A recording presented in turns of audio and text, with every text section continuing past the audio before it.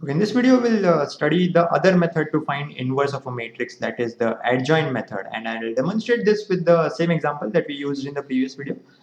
We found the inverse of this matrix using elementary row transformations, and the inverse came out to be this matrix. We also noted the fact that its determinant is non-zero, so that guarantees that the inverse exists. And what I'll do is I'll start with this matrix and find that the inverse is this matrix using the adjoint method. And this method can be bifurcated into 5 steps. So you can say that the adjoint method is a 5-step process, and I'll demonstrate each and every step with this example. The very first step says that you need to find the minor of each element, and I'll tell you what a minor is in a moment. But the important fact is that minor is related to each element of the matrix. It is not related to the whole matrix. So you get one minor for each element of the matrix. So that's why I can denote a minor to be subscripted with ij. With I denotes the row entry, the row index. J denotes the column index. So if I have this first element -1, its minor will be M11, and yeah, now the definition of a minor is it is the determinant of the submatrix you get when you delete that column and that row. So if I were to find the minor of the first element, I would delete the first column and the first row. So I'll be left with this entries 2, 2, -3, -2, and the determinant of that submatrix is my minor. So if I were to find M11, it is nothing but the determinant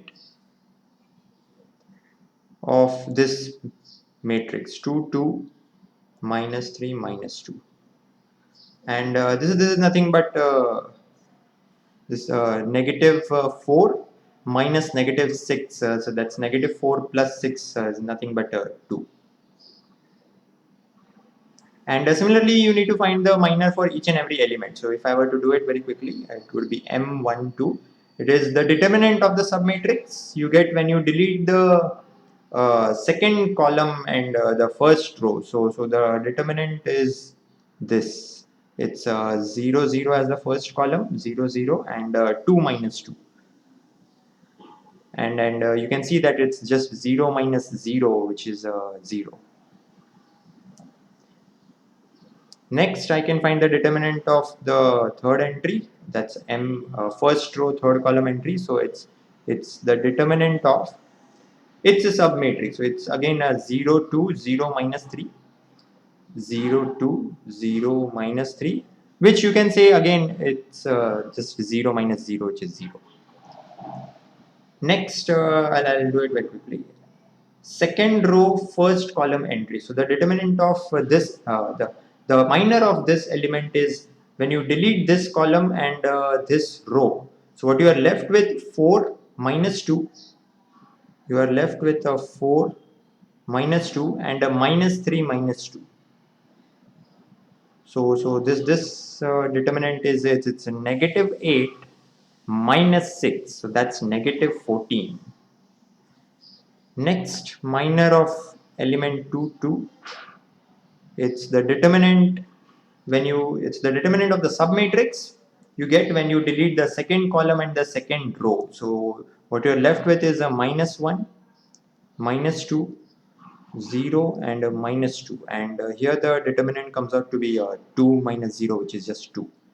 Next, we find the determinant, the minor M23, which is the determinant you get when you delete the second row and the third column. So you delete the second row and the third column.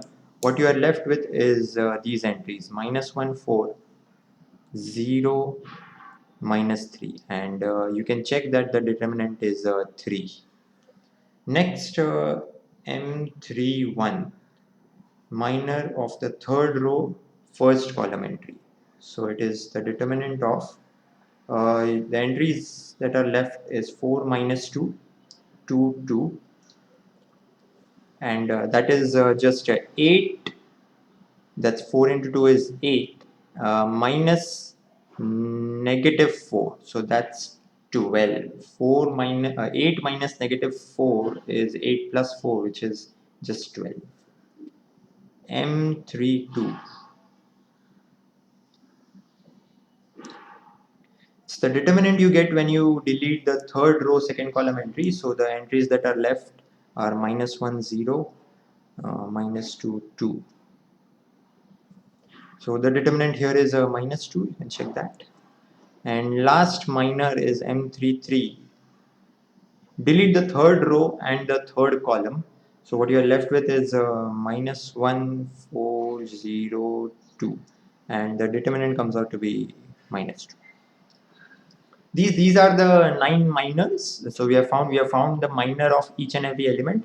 These are the 9 minors. They are numbers. These are 9 numbers associated with each element of the matrix.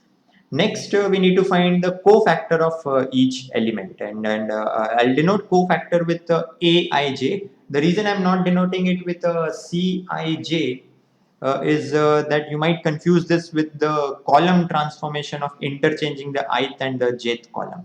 So that's why we don't use this notation. We use the notation capital Aij, and in general, this is given by the minor ij multiplied by a -1 raised to I plus j.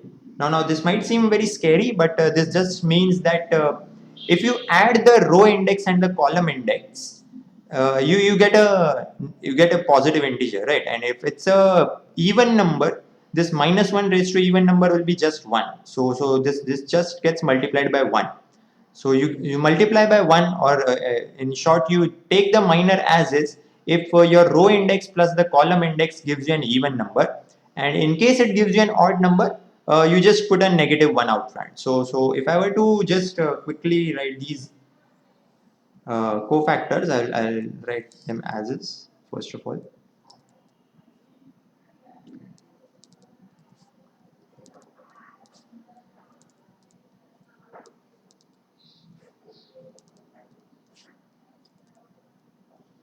So if you look carefully, 1 1. So the index is 1 1. So if I add those two numbers, it's an even number. It's 1 plus 1 is 2. So -1 raised to 2 is just 1. So I need to just take the minor 1 1 as is. So this is just 2.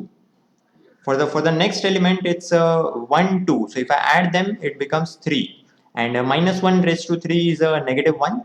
So I need to multiply that corresponding minor with a -1. So if I have a minor 0, and it's just 0, because -1 times 0 is just 0.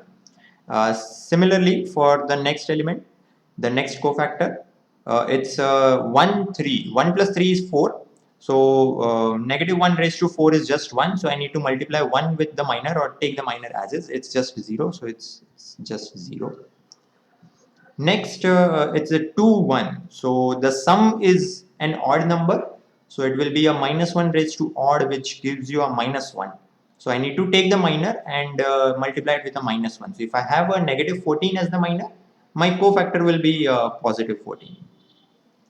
Next, A22, that's the cofactor 2 2. Again, the sum 2 2 is an even number, so it's just -1 raised to even, which is just 1. So if I have the minor 2, my cofactor will be just 2 as well. Next, A23, the sum here is a 5. 2 plus 3 is 5. So that's an odd number. So -1 raised to odd is -1. And I need to take the minor and multiply it with a -1. So I have a minor 3. So I multiply it with a -1 to get a -3. Next, 3 1. The sum is a even number. It's 4. So -1 raised to 4 is a +1, and so I just need to take the minor again. So if I have the minor 12, it's the cofactor is also 12. Next, 3 plus 2 is 5. So -1 raised to an odd number 5 is -1. So -1 into the minor. If the minor is -2, the -1 times -2 is +2. And lastly, 3 plus 3 is a 6, which is an even number. So -1 raised to even number is a +1. And So I take the minor as is. If I have a minor of -2, my cofactor will also be -2. So this might look a bit confusing, but a good way to remember this is that what you do is you write the minors as is, as the cofactors, and you just change the signs of these elements, because you'll realize that the sum of the index is odd only in these 4 cases. So if I were to make this a little diagram, you just change the signs of these 4 elements based on the minor. If the minor is something, you take the negative of that. The minor is something, you take the negative of that. Minor is something, you take the negative of that. The minor is something, you take the negative of that. And for everything else, you take the minor as is. The minor was 2, I took the element 2. The minor here was 0, I took the entry 0. The minor here was again 2, I took the cofactor as 2. Minor here was 12, I took the 12. And the minor here was -2, I took the -2 as is. For these 4 entries, you just change the signs, and everything else is as is. So these are the 9 cofactors of this matrix, or the cofactor of each element is these numbers. So this is the second step. You find the cofactor of each element. The third step is to find the cofactor matrix, and this is nothing but these 9 entries as a matrix. So if I were to represent this as a matrix, it would be just 2, 14, 12. That's 2, 14, 12. 0 to 2, 0 to 2, and 0, -3, -2. This is my cofactor matrix. This is my cofactor matrix. This is the third step. The fourth step is to find the adjoint of my original matrix. So, and the adjoint is defined as your cofactor matrix transposed. So it's basically the transpose of your cofactor matrix. So if I have this as my cofactor matrix, my transpose will be just, I'll write it over here. The row becomes the column. So if I have a 2, 0, 0, I'll have a 2, 0, 0 over here. If I have a 14, 2, -3, I'll have a 14, 2 and a -3. And if I have a 12, 2, -2, I'll have a 12, 2, -2 over here. So this is the adjoint. This is the adjoint of my original matrix. I can even denote this with this notation. This is adjoint of my original matrix. It is nothing but the cofactor of the transpose of the cofactor matrix. And finally, you can find the inverse. So the inverse can be found out like this. You have your adjoint matrix, and what you do is you multiply it with a scalar, and that scalar is nothing but the reciprocal of the determinant of your matrix. And you'll realize why we insisted on the determinant being non-zero, because if the determinant was 0, its reciprocal would be undefined. So this is the why you can see here why the determinant had to be non-zero. So if I were to just plug it in here, my determinant of my original matrix was -2. So this is just 1 over this is my adjoint matrix. So if I were to just multiply it with a 1 over -2, this is indeed just dividing each element by -1, -2, right? So if I were to just write the last matrix, I'm dividing each element by -2, because it's as good as multiplying by a 1 by -2.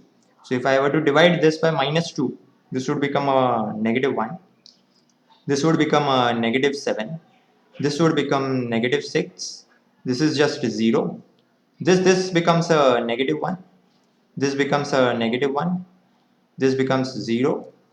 Now this, when divided by -2, gives you, oh, sorry, I didn't know it was out of the frame. Okay, let's just recap what we did in the last step. We multiplied multiplied the adjoint matrix with the reciprocal of the determinant. The determinant was -2, so it's as good as dividing each entry by -2. So when you divide each element by -2, what you get is this matrix. Finally, you get 3 by 2. If you divide this element by -2, what you are left with is 1. and you can see very clearly that this is indeed your inverse. Its entries are -1, -7, -6, -1, -7, -6, 0, -1, -1, 0, -1, -1, 0, 3 halves and 1, 0, 3 halves and 1. Yeah, so a bit lengthy process, but this is what is required to find the inverse of a matrix, and this is a 5-step process to find the inverse of a matrix by the adjoint method.